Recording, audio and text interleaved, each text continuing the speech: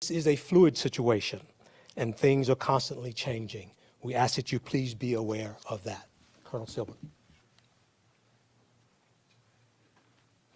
Thank you, Captain Rogers. Good afternoon, everyone. Thank you for being back with us.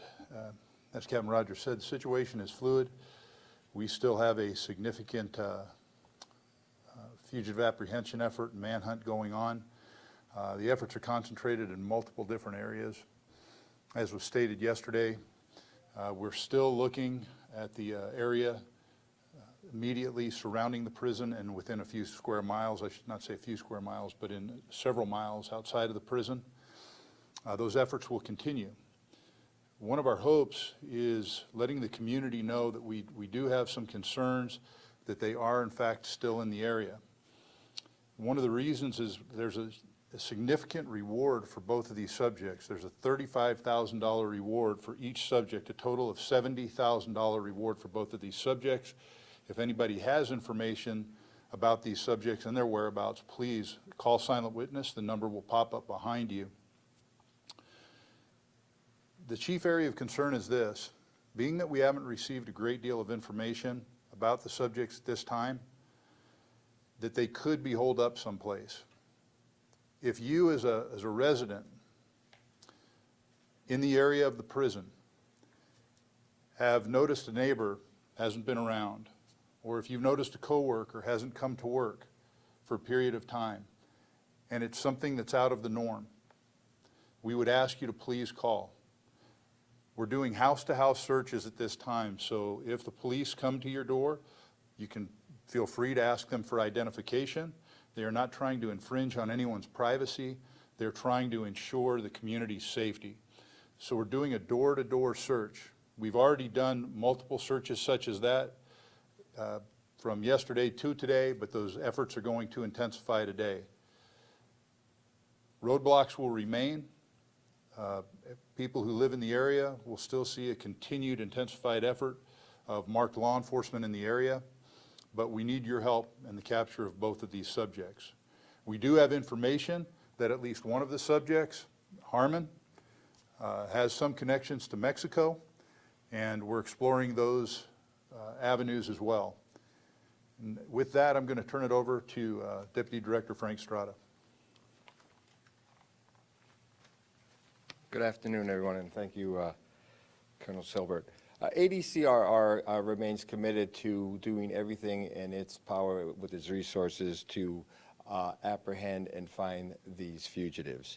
I'd like to reiterate what the Colonel said, and we ask everybody to be vigilant, be aware of your neighbors, be aware of your surroundings. If you see something, say something, use extreme caution. Please do not approach these individuals on your own. Use 911, call Silent Witness. But any help that can be provided is greatly appreciated. We've been working closely with the Arizona Department of Public Safety, Pinal County Sheriffs, Florence PD, United States Marshals, and we're grateful for the partnership that we have with the other law enforcement agencies in trying to apprehend these two fugitives. It's our mission to just find these guys, and we're not going to rest until we get these two gentlemen back into custody. So I just want to reiterate, our goal is the safety of the public, the safety of our institutions, and we will continue to utilize all our current resources and our commitment with our other law enforcement partners to try to capture and bring back these two fugitives. Thank you. Question? Hi, my name is Nicole. I'm with ABC. This question is for either one of you.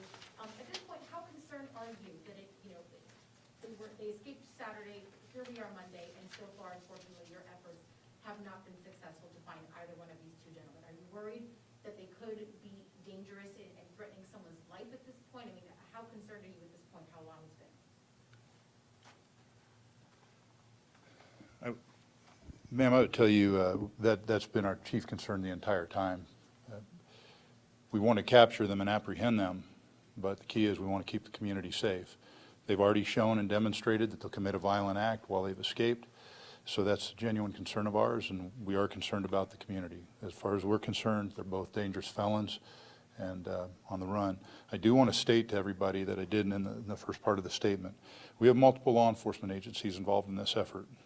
We have the Pinal County Sheriff's Department, in addition to the Department of Corrections and DPS, Pinal County Sheriff's Department, Florence Police Department, Salt River Police Department, the United States Marshal's Office. Right now, as we speak, there are deputies, there's officers, and there's state troopers in this weather that we all experienced coming in here on foot, out in the desert, going house to house, searching. So I applaud the efforts of each agency involved in this and the commitment of the men and women who are out in the field trying to apprehend this suspect. Thank you for your question. Director Strada, Curtis with 3 TV and CBS 5. What do we know now about how these two were able to escape without being noticed? Was this a technology failure or a staff failure? Well, that's currently still under an internal investigation. As I stated yesterday, we'll do a thorough investigation of our procedures. If there was failures, what could have been done differently and how it could have been prevented. So that's still currently under investigation. We are looking at every aspect of where they were, how they got out, and what led to that. Were these tools properly locked away so that inmates wouldn't get access? They were locked in a tool room. As I stated yesterday, however, the two inmates did knock over a wall unit, air conditioning unit, which is how they gained access to the tool room. But again, all of that will be looked at through the internal investigation.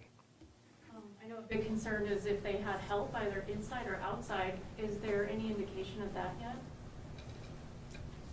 Not to my knowledge, but if anything is on the investigation, I'm not sure at this point that would be revealed as to what knowledge we have. We're working closely with our other law enforcement partners, and when we receive information, we act on it.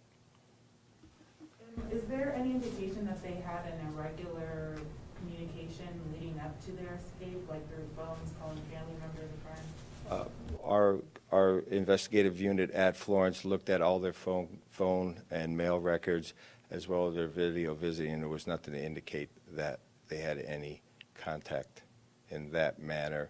But again, that's still under investigation, and everything will be looked at. There's a lot of data to look at. Is my understanding that there's also video surveillance right outside where the fencing ends? Is that the case?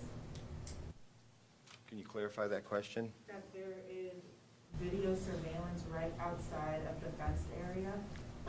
So part of our internal investigation will be to review all camera footage internally and externally and use that in the investigation. So there is? There is cameras throughout the institution. Last question. Colonel Silver, could you provide any more information about, do you believe that they're within miles of the complex? You said one of them has connections in Mexico. What do we know about how far they may have gone?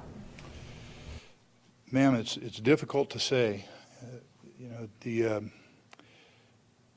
We look for every indication we possibly can that would lead us in one direction or the other. At this point, we're in this in-between state. We can't say if they're out of the perimeter. We can't say that they're in the perimeter. So we really have to exercise strategies to attack both angles of the search.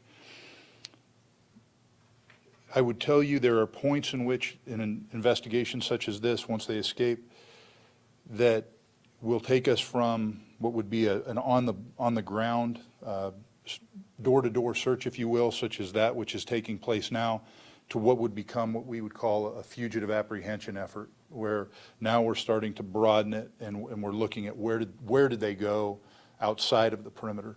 At this time, I can't speak to that. I can't tell you if they're within, they're outside of it. We obviously get concerned when we hear there's connections to Mexico and the possibility of going into Mexico. The United States Marshal Service does have strong relationships there and can make efforts if the person's from the United States to get them back. But that becomes a concern to us as well. So we really have to be balanced in our effort and in our attempt to try and get them. Another thing I would add is, bear in mind, we're looking at pictures of these subjects as they appeared when they escaped. They may not look like that anymore. This subject, Sharpio, may have shaved his beard. They've certainly got different clothing by now. They are not running around in their orange corrections uniforms. So that's something else to keep in mind. People and citizens look at people not just as they look in the picture, what they may look like. We're willing to listen to anything. We want to get them in custody. Thank you for your question, ma'am. Thank you all.